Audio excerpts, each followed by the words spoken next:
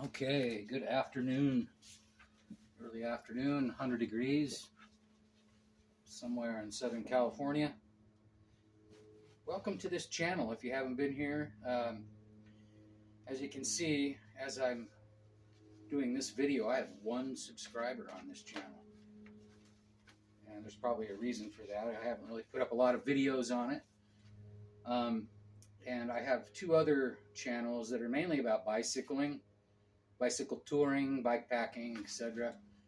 And I found myself I got in the algorithm somehow of, I guess you could call it current events and lonely people, and I don't know, somehow I watched a video, and you know how it goes. I just got in the loop, and now I'm just getting inundated with videos about lonely people and all the crap that's going on right now. So I thought I could probably add something. I'm not a counselor, I'm not a psychologist, I'm not even really a big YouTuber, but I thought it'd be a shame to let this information go by. And I can elaborate in other videos about exactly what happened to me 3 years ago yesterday in Medellin, Colombia.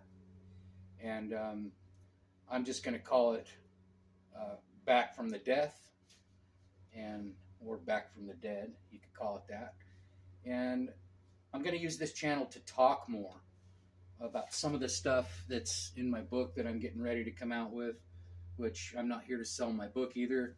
I'm not a writer, but I've been working on this project here since I returned from Colombia, but more intensely lately.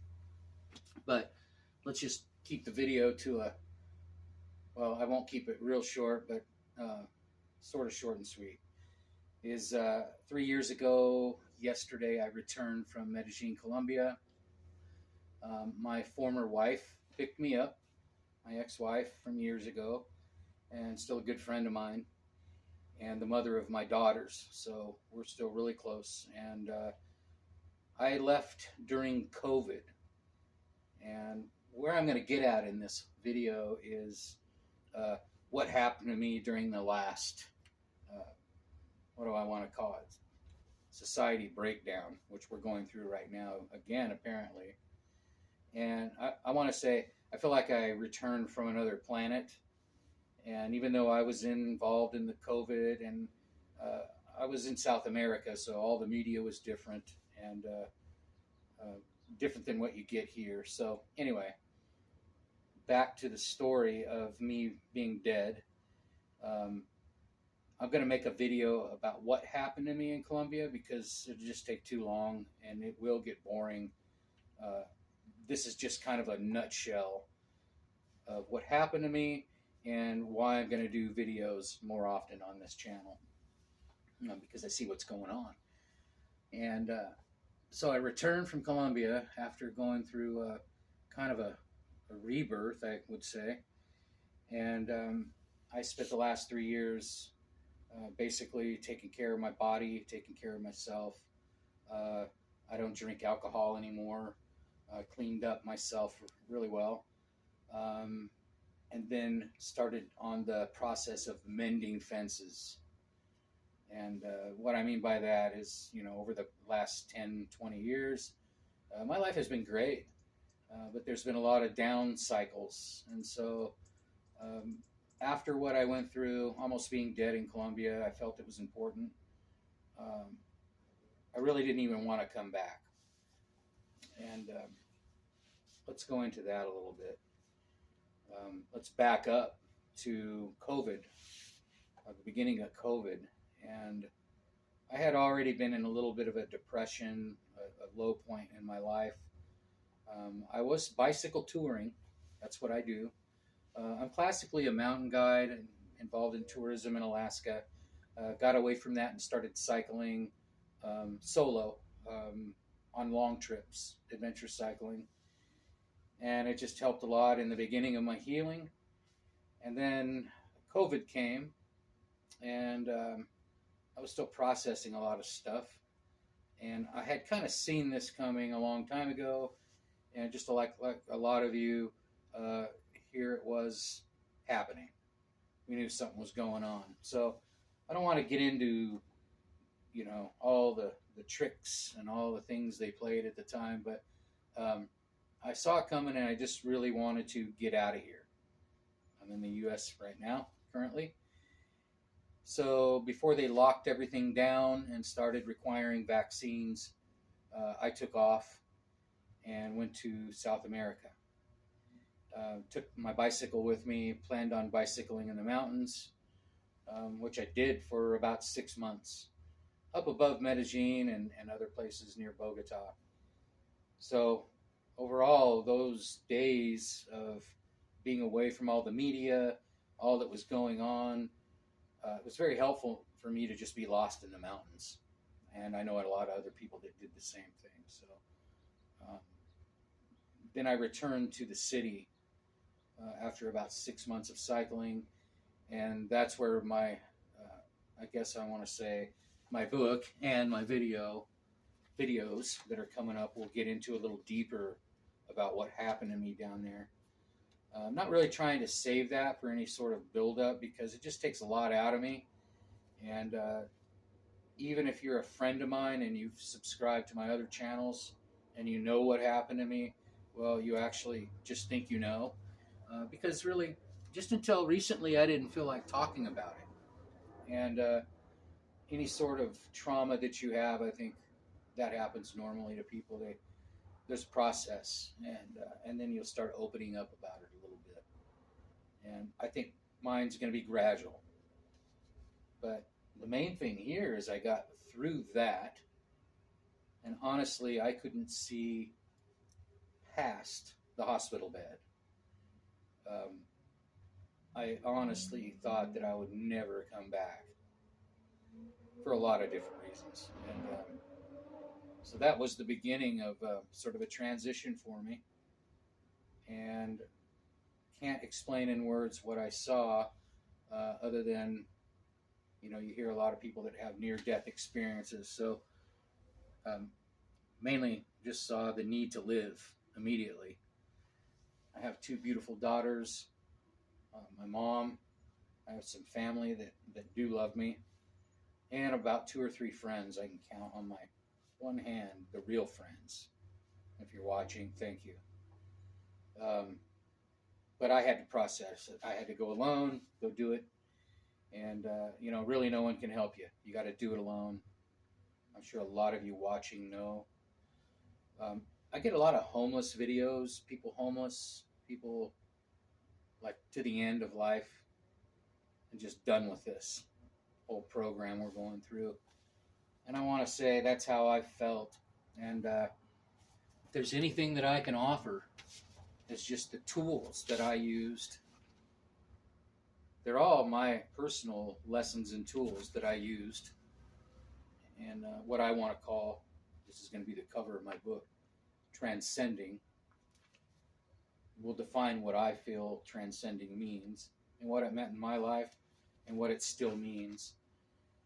And to be cutting across, not ignoring everything that's going on and that has gone on, but to recognize what it's doing to me.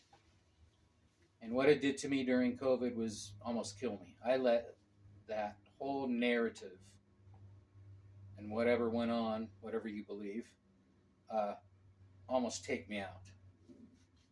And I started drinking and I just kind of hid in my room.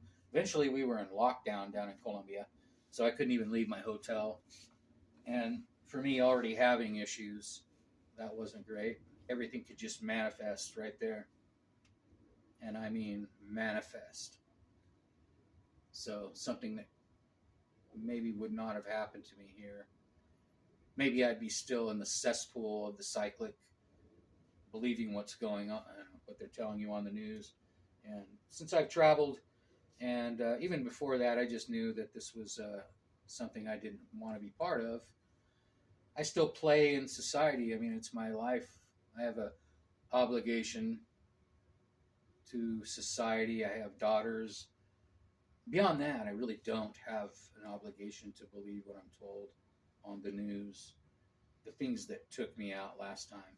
So Again, transcending. This is me on a glacier here, crossing a snow-covered glacier with crevasses underneath there that are holes underneath, hidden by the snow, dangerous places to fall into.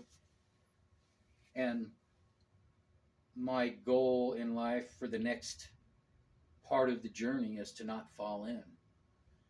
And what I mean there is fall into the darkness of society's, what do I want to say, the establishment's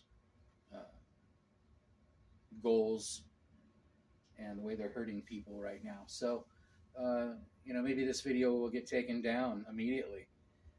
I'm not really saying anything that's not true.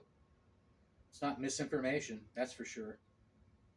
And transcending, for me, is just a psychological way of looking at where I was down in Colombia to where I am here now, and how I can use all the mistakes and all the crap that happened to me, self-induced and otherwise. Those are my tools. Those are my lessons now. I'm traditionally a climber. I'm a mountaineer.